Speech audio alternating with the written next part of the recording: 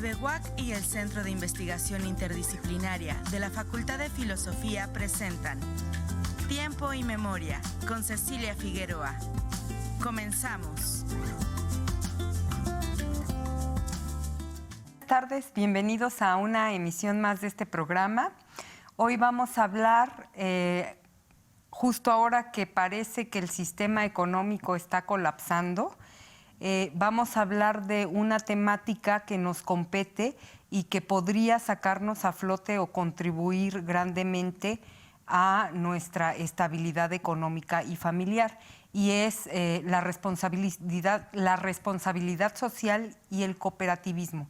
Y para ello nos acompaña David Hernández Morales. Él es estudiante de la maestría en Filosofía Contemporánea Aplicada de esta universidad y justo su línea de experiencia o su ámbito de experiencia, no de ahorita, sino de años atrás, es de ver cómo operan las cooperativas, de cómo el cooperativismo opera en la realidad y en diferentes realidades. Y de eso nos viene a hablar. Creo que es un tema esperanzador porque nos va a hablar de cosas que ha visto, de cómo funcionan. Hola, David. Hola, ¿qué Muchas tal? gracias. Buenas tardes.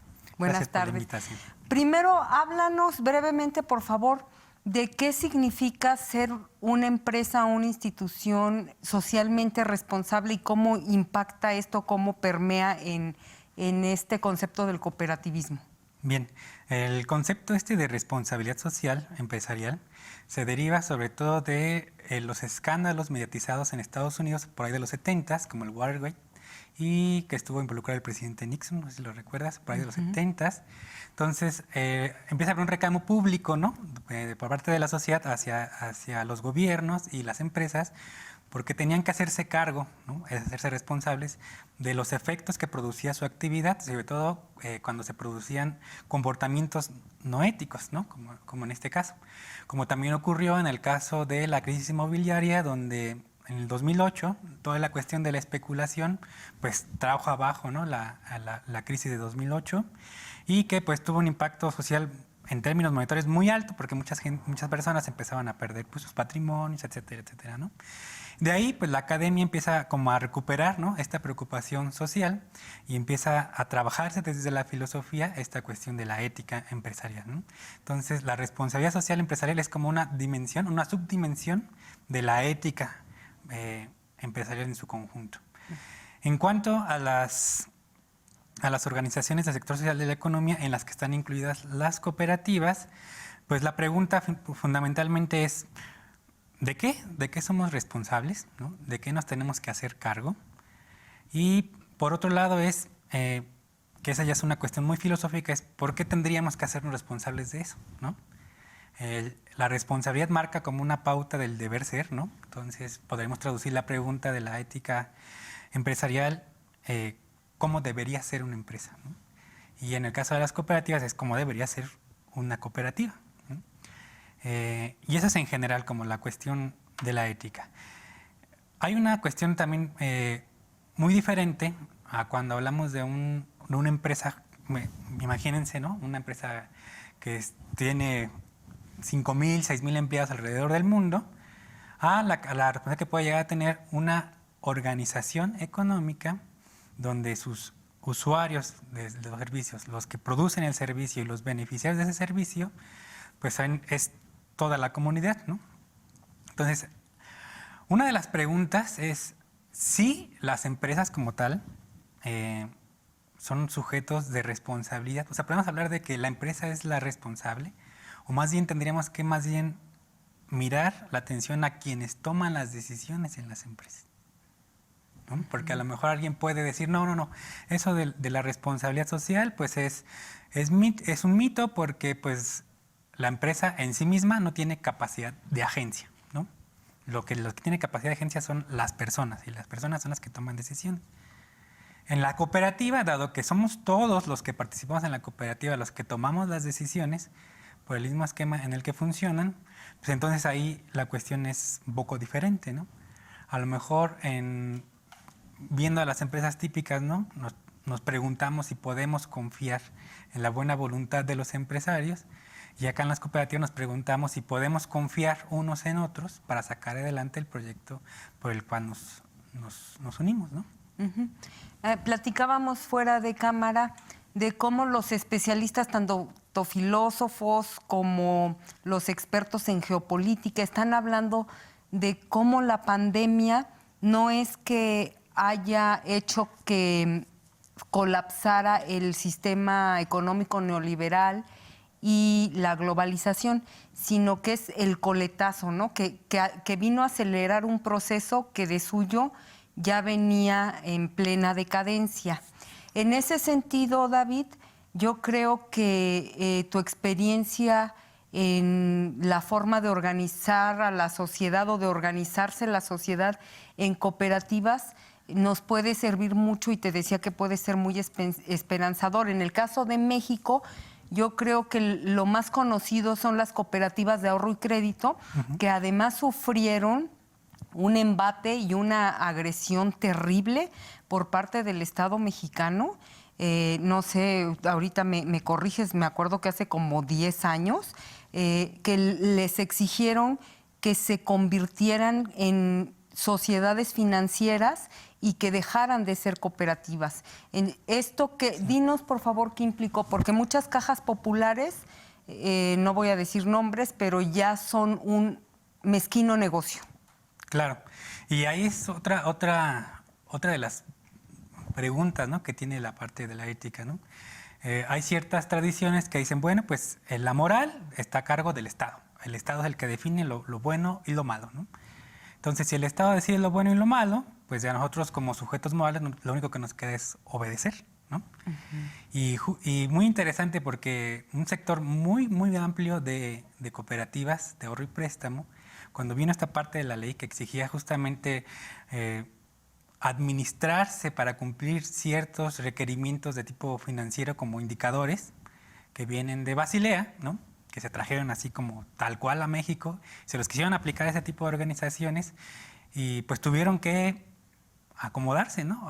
Así como que acomodarse, mientras hubo estas otras que dijeron, pues no, esa ley es injusta, estoy obligado a rebelarme contra ella y a no obedecerla. Y hasta la fecha hay muchísimas cooperativas que están como en esa resistencia de decir, es que no voy a aceptar tales criterios de regulación porque lo que van a hacer es acabar con mi naturaleza cooperativa. Pero me decías que pagan millones y millones de amonestaciones, entonces, ¿verdad? Uno de los puntos es justamente la parte que tiene que ver con las multas, ¿no? Por ejemplo, Conducef tiene criterios muy específicos con respecto a cómo debes de promover un crédito, ¿no? Que si las letras chiquitas no deben ser tan chiquitas, más bien medianitas, ¿no? Y van, y así, literal, van con una reglita, ¿no? Y miden así el cartel a ver si cumple con los requerimientos. Y si no, pues es observación. Y así se van juntando. Y pues son multas carísimas, ¿no? Que para un banco, por ejemplo, que eso sí me ha tocado escucharlo, no voy a decir qué banco, dicen, ¿sabes qué? Nosotros nos es más barato pagar la multa que aceptar tal cual todas las disposiciones. Y en el caso de los bancos, que son un negocio financiero per se, ¿cómo les impacta? Pues, a final de cuentas, todos los costos de una empresa los asumen los consumidores, ¿no? A final de cuentas, ¿no? Que también es otra de las cuestiones por las que esta ley que está vigente es problemática, porque si tú le haces una multa de, no sé, 1,5 millones de pesos a una cooperativa que tiene unos remanentes de 4 millones al año, entonces ese recurso que se generó como excedente, pues es propiedad de los socios, ¿no? Lo usan para hacer programas sociales, de previsión social, de educación, etcétera. Y si tú se los quitas por medio de la multa, pues estás afectando pues a todas las personas que integran las cooperativas. Y aquí un punto importante que los televidentes quizá no sepan, que por ejemplo en el caso de Querétaro el proceso de las cooperativas de ahorro y crédito a cargo de Luis Ugalde y Monroy fue muy interesante, porque él es un impulsor y el fundador del cooperativismo, un sacerdote retirado, y él cuenta con mucha emoción cómo muchas personas pudieron, por ejemplo, convertirse en taxistas, conseguir unas placas, un ascenso social inimaginable gracias a estas cooperativas de ahorro y crédito, porque hoy dices, ay, bueno, voy a pedir un préstamo para construir un baño en mi casa. No, pero cuando estas cooperativas iniciaron verdaderamente, hicieron que se emprendieran negocios importantes de personas que no eran sujetas a crédito, ¿no? Claro. Entonces, ahí hay una base, un sustento de ayudar a la clase menos favorecida que jamás va a poder acceder a una hipoteca, a un crédito de un banco. Y eso me parecía fundamental hacer la aclaración, David. Claro, exactamente. Don Luis Ugalde, uno de mis maestros, yo creo que ahí en la cooperativa, sí nos decía justamente eso, ¿no? Él decía, es que el objetivo de las cajas populares no es, en el caso de las de servicios de ahorro y préstamo, dar el crédito y el ahorro. Hay un propósito más allá, ¿no? Hay un fin, un telos, dirían los filósofos, que tiene que ver con el volvernos dueños de nuestro propio destino, ¿no? Que a lo mejor tiene que ver con la parte de la esperanza, ¿no? Cuando uno mira la realidad, ¿no? Y dice, es que la economía está mal, hay muchas cosas que van como en contra, ¿no? Pareciera ser que esta capacidad que tenemos, ¿no? Esa capacidad ética de reflexionar, de decir, voy a hacer esto porque creo que es lo justo, lo correcto, se ve mermada por ese entorno económico que nos echa como sus garras todo el tiempo y nos va haciendo creer poco a poco de que pues no hay otra alternativa, ¿no? Lo que hay es lo que es, lo que puede ser, no puede ser de otro modo. Y creo que justamente esto de Don Luis y de las cooperativas vienen a darnos cuenta de que sí es posible hacer las cosas de otra manera, de otro modo, y que no es nada más una cuestión teórica, ¿no? Sino que hay muchas experiencias en México y alrededor del mundo que nos dan cuenta justamente de cómo estas formas de organizarse económicamente transforman en su conjunto a nuestras sociedades, ¿no?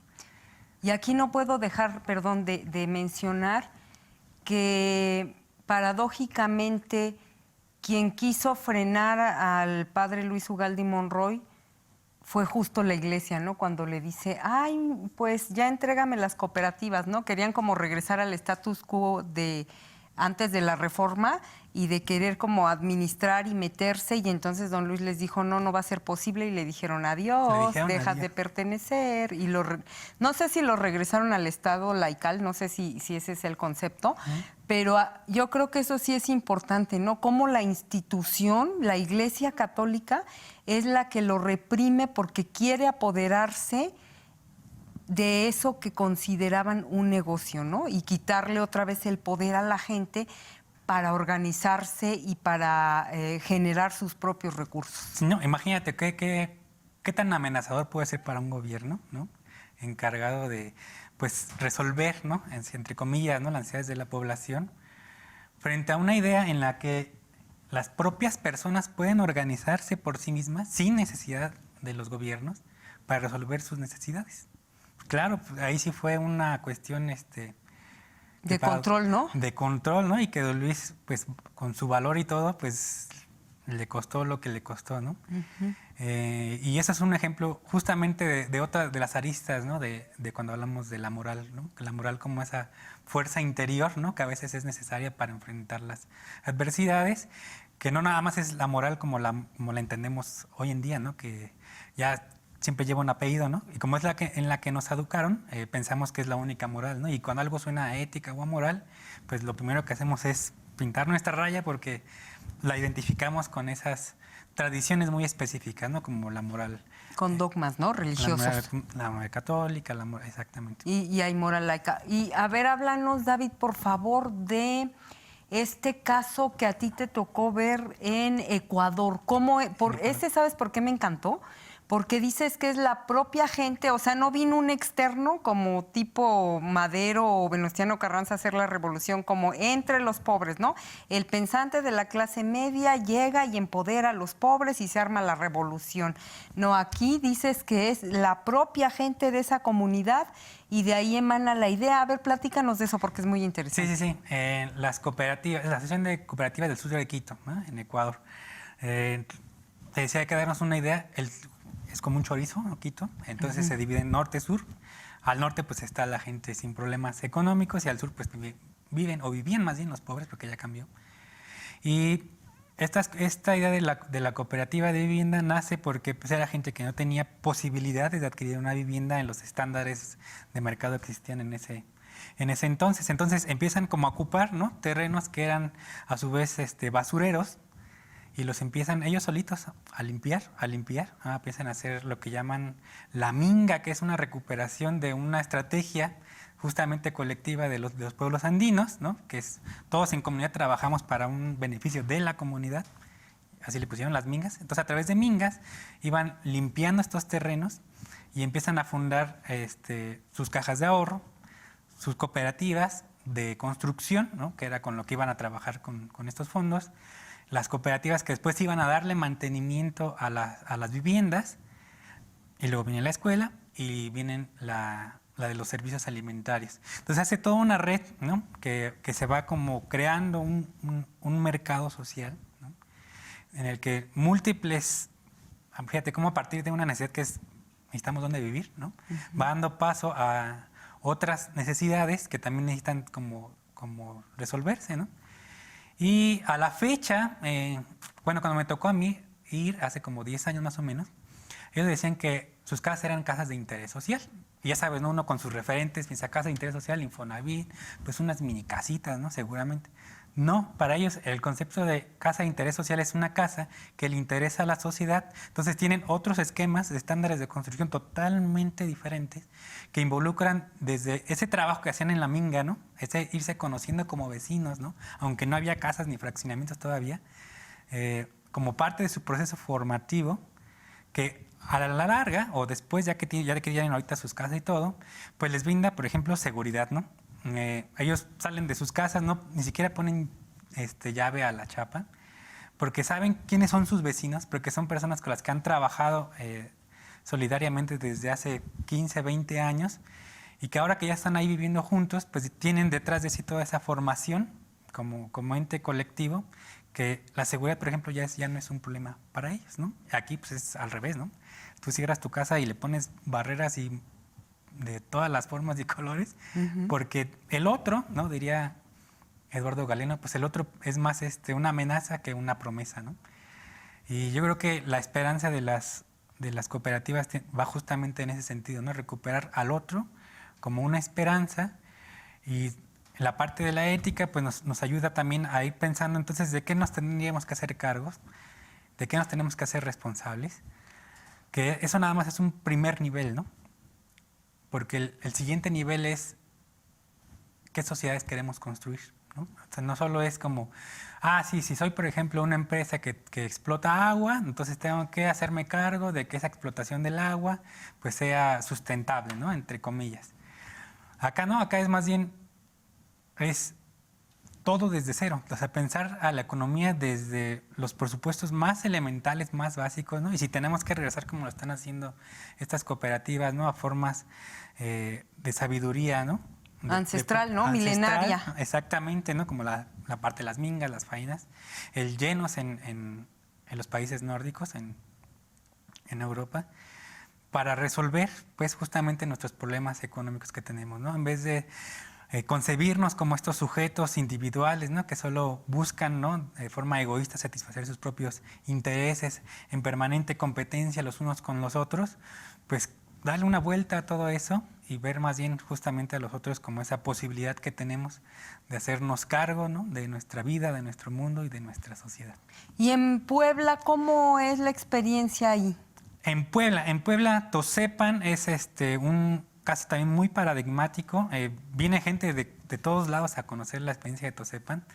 Ellos parten a partir de una necesidad, ¿no?, que es la seguridad alimentaria, y pues los efectos que había tenido sobre sus entornos, la falta de agua. Entonces ellos pudieron compaginar, ¿no?, la recuperación de técnicas ancestrales para el tema de los cultivos y del agua con su propia seguridad alimentaria.